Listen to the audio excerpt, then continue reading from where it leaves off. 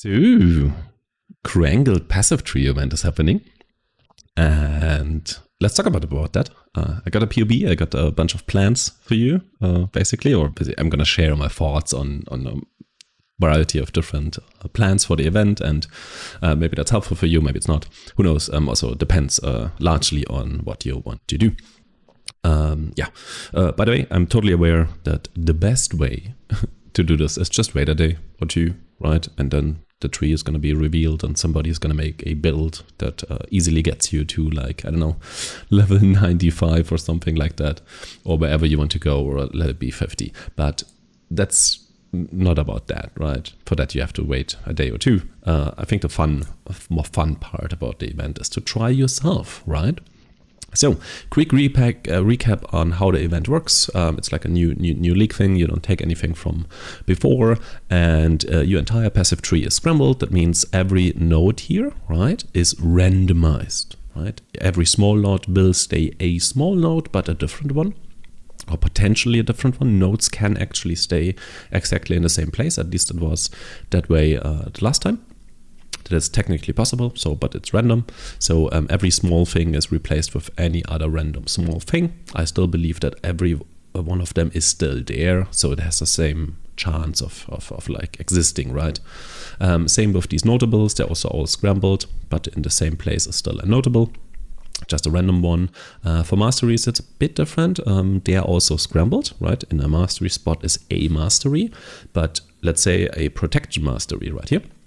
On this spot might not be a protection mastery, but whenever you find one, all the options it gives you are still the same, right? So if you find a protection mastery because you want that one, you will have access to corrupted blood, for example, cannot be inflicted on you.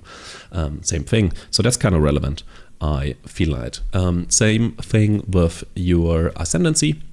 Like, these are completely scrambled, could be everywhere, so it doesn't really matter what you ascend to and what class you start with, because you have no idea what it's going to be. I think last time actually Shaper of Flames was on the elemental list on the same spot, so that's like kind of lucky, but you cannot hope for that. Other than that, the tree is hidden, so that means in order to see what this one and this one here is, right? So you basically, you only see, let's say you start as a Templar, you see these two nodes, you know what they are, but you have no idea what anything further is. As soon as you allocate this one, every connected one will become visible to you. Same for masteries. You need to allocate your notable in order to even see what a mastery is. So yeah, that's a little bit difficult. Also, the same applies for ascendancies. So if you like ascend, you have no idea what any of these options are. You won't see anything. As soon as you do ascend, I believe you can allocate these small ones. So if you allocate this one, you see this one. Allocate this one, see this one. So there might be some tech like on first lap to go ahead and just allocate two small ones, right? And see what the options are, and then maybe regret something. I don't know. But yeah, you don't even see that. So that's how the event works. So that means, what is actually relevant for starting blind? It's, in my opinion, masteries. So having access to a lot of masteries, having access to a lot of notables, and potentially having access to a bunch of keystones, like seeing a bunch of keystones. Maybe there's one that you need. That also means that ideally you want to build or want to choose something that doesn't rely, or relies as little as possible on, definitely not on keystones. Like, that's really unlikely that you find that one. Really doesn't rely on specific notables, and masteries are kind of more okay, because the chance that you find a specific mastery is significantly higher, I would say, but still there should be an option. But that's like the most relevant things. One other thing that is really relevant on choosing a starter is the one thing essentially that stays the same, and that is skill gems and support gems that you will actually have access to, because that doesn't change. Templar still gets rolling magma first. Same for Witch. You get the same quest rewards and vendor rewards, essentially. You get the same in the library. So you can plan ahead on that. So that's like the safe thing. So in light of what's relevant, let's have a look at the different classes and I prepared a little bit of a POB. You obviously get this POB. It's a bit scuffed, but you know, made this really quick. Classes that I believe are somewhat relevant. First of all, obviously Templar, and we just let's talk about skill gems and also tree. Skill gems first. Obviously, Templar has the rolling magma tech, right, and can go into your Armageddon brand cremation tech later on in Act 3 or end of Act 3, starting of Act 4. You can do that, and it doesn't really require anything. So that's like your safe skill gems. You can also, as a Templar, do the leap slam tag with really fast leap slams on your weapon swap by having melee weapons in there instead of scepters. So that's like super fast, doesn't actually need anything, and has high potential with masteries. It doesn't need any notables, but it needs, or it doesn't need, but it has high potential by finding a fire mastery, for example, which is quite a common mastery on this tree in total. In terms of tree, Templar has a bunch of like two. I just allocated everything. It's obviously not the tree you're gonna go for, but it might be one you want to follow. So Templar can go up here and then can decide to either go look for notables in this area here. There's like 20 points, and it looks at, I don't know, over 10 notables. So that's really cool. Like these stats are notable. So you can search for notables here. You have 3 keystones you can just pass by, right? If you allocate this, you see what it is. Same here and same here. So 3 different keystones you can look at. I mean, these things everybody kind of has. That's also notables at some point. And it has a bunch of 2-point masteries, right? Or basically 3-point masteries.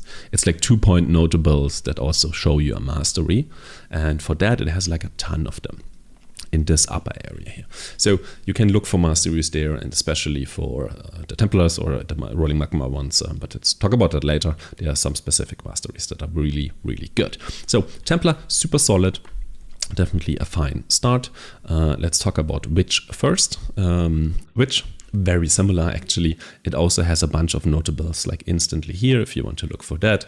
It has the same Templar area that gives you access to the same keystones essentially to look for, and the same amount of 2-point mastery. So they are very similar.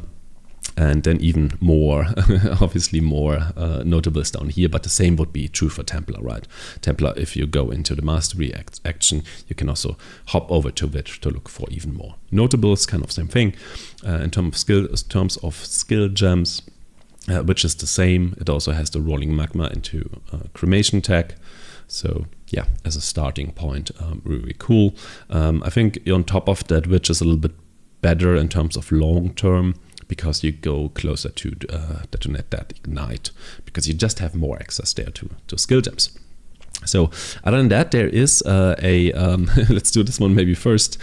Duelist isn't too bad. It also has a bunch of these 2-pointers here. It has also a lot of these, right, where you have like 3 small ones that give you access to 2 notables. So it's like 1.5 instead of 2. A bunch of masteries clustered here. So that's kind of cool. Why is Duelist so interesting?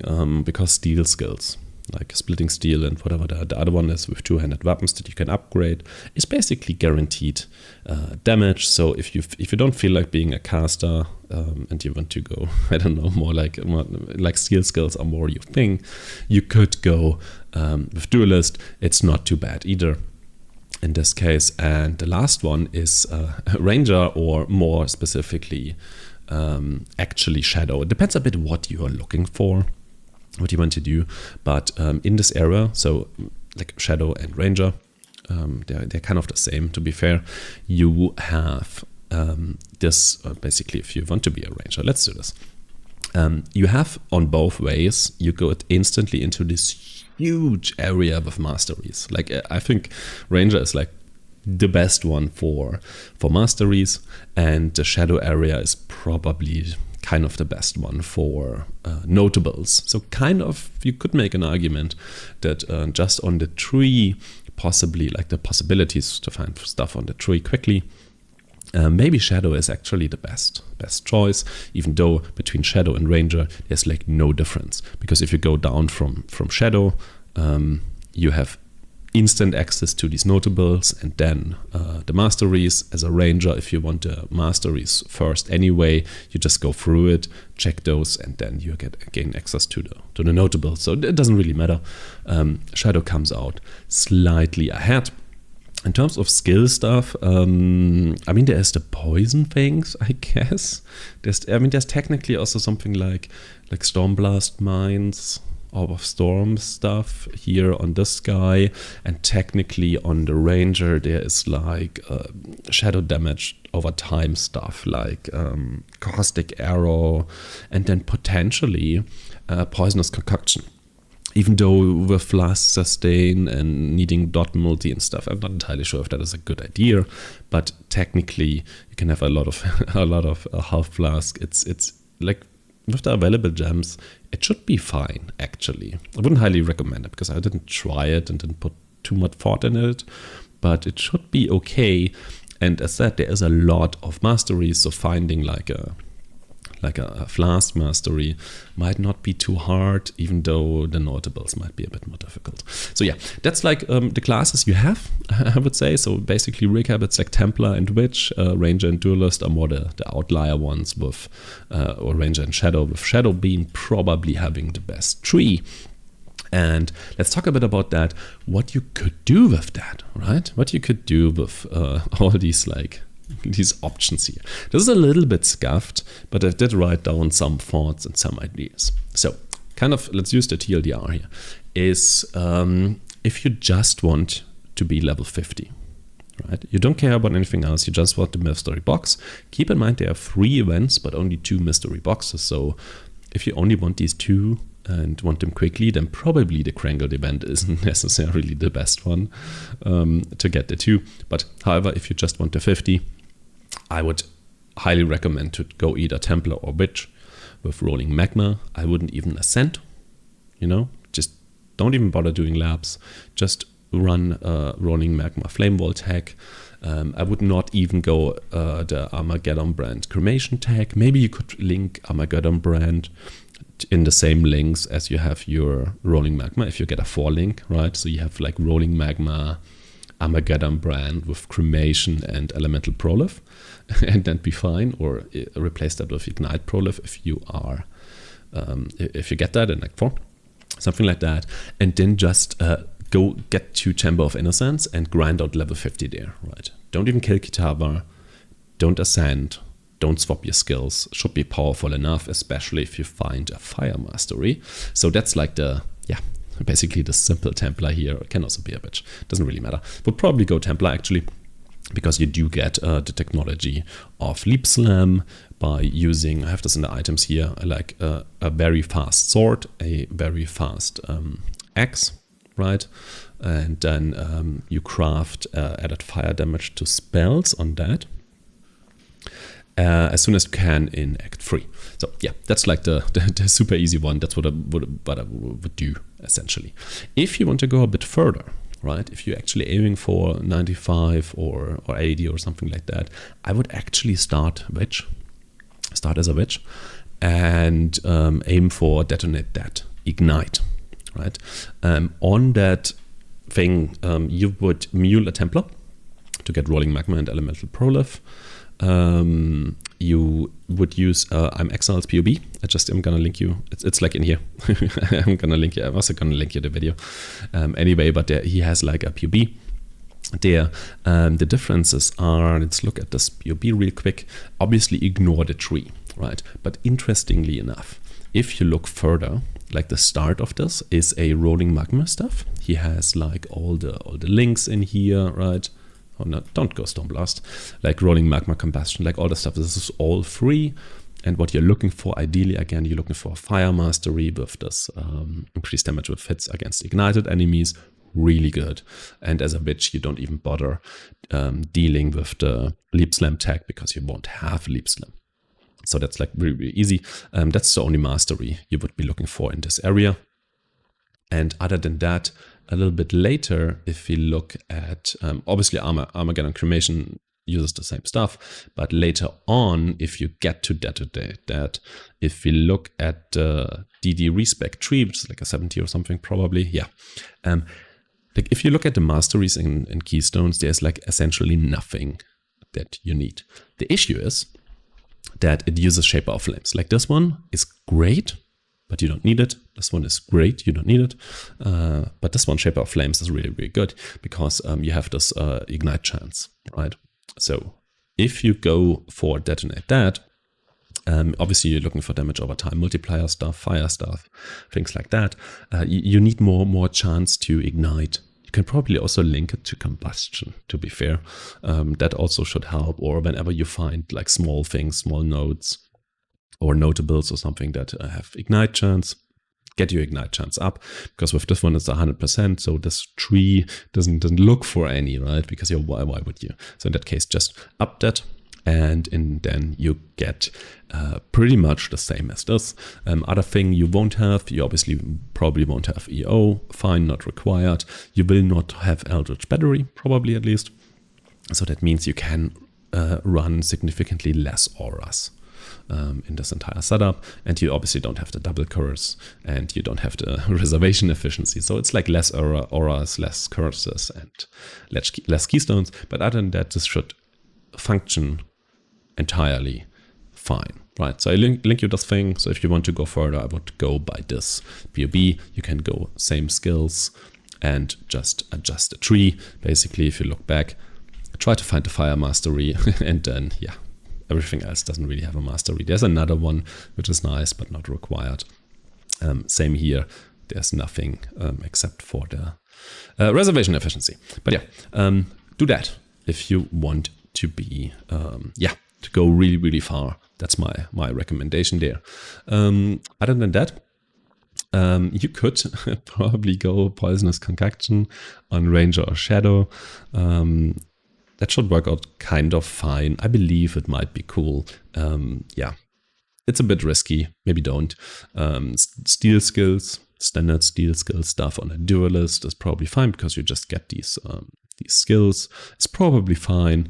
Wouldn't take this too far either. Poisonous Concoction you can probably take quite far, actually. It's like another one. If it works out and you can somewhat sustain your flask and you somehow find damage over time, multi stuff, then you can probably take Peacock really, really far.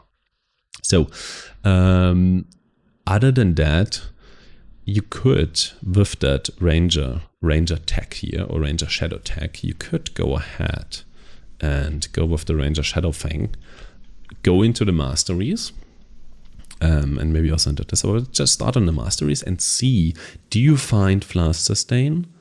And do you find dot multi things, like anything that would be good for Peacock? And if not, or otherwise, do you find fire mastery and dual wielding masteries potentially? Like, do you find stuff that is useful for magma and cremation and maybe later even detonate that? And if so, you could keep that character and essentially hyper Mule, right? Like say, okay, I'm gonna Mule, which is another like really, really weird thing I thought about is to hyper Mule Templar. That means you take a Templar, right? So you Mule Ranger first for momentum, then you don't even need to do that actually. Fine, well, whatever. You take a Templar and you play the Templar until you kill Brutus, because that gives you access to all the gems you need until your Ranger or Shadow dude later on gets access to library anyway, and a Act 6, and this basically has access to every single skill gem. You just need to get that far. So you kill Brutus, right? And then you go ahead and you Mule this list of stuff. Like you Mule a new Rolling Magma, a Ele Proleth, a Combustion, Arcane Surge, Flame Ball, Holy Flame, Frostblink, Leap Slam, all over to your Ranger Shadow dude. And see what you use it there, right? So just make sure the character can actually use it. So that's like, it's a bit of a weird way to do this, but you could do that. Maybe I'm actually going to do that. Just start there, Ranger something, right? What else you can do if you don't want to like highly commit too much? You could start. That's what I've written down here. would be to just Mule momentum from a Ranger, and you make a Templar, and you just play the Templar until you kill Brutus, and with that, let's go to an empty one. You could go up here and essentially look at, like, this is like level 10, right? You can look at these two masteries and already see, oh, are there any fire masteries? And if yes, you're fine, just be a Templar. And if not, you make your shadow, or however it's called, or your ranger or something like that. It doesn't really matter which one you do. Let's do shadow, because I thought that's slightly better, probably. Do your shadow, go down here, and yeah, essentially mule all the stuff, right? Mule all the stuff over to the shadow and try again with the shadow for a little bit and see if you find some fire stuff there. Yeah, that's like a bit of a weird plan. Basically, stay Templar if you immediately find fire stuff. If not, go over to Ranger Shadow, because you have a higher chance. Like, you have even more masteries, and somehow you're gonna find one like that. So yeah, that's like the in-between thing. Other than that, for if you're playing anything magma, rolling magma, armor cremation related, or later DD, probably anyway, then you would look for the fire mastery. Well, basically, I'm gonna show you the masteries here. Any fire mastery that has the last line, critical strikes do not inherently ignite, but 100% increased damage with hits against ignited enemies, incredibly good. If you're using your double melee weapons with higher attack speed tech here with the firecraft, then you can look for a dual wielding mastery. That's like 60%, like the middle line, 60% increased damage while wielding 2 different weapon types. Really, really good. That's like a nice mastery. Anything else? Oh yeah, the elemental mastery, obviously. Here's one, for example. That's the first line. Exposure is at least -18. Really cool for your, however it's called, wave of conviction tech, or your general exposure tech. So yeah, that's like really cool masteries, I feel like, for these type of builds. In terms of keystones, obviously Runebinder, if you want to go for Armageddon Brand, and then you have Elemental Overload, really, really good if you find it, and Eldritch Battery is in generally really cool, but only relevant if you go pretty far, because you can, reserve essentially all your mana. So that's like really good in general for these kind of things. So yeah. Enjoy the funny event, and then see you soon, I guess. Bye.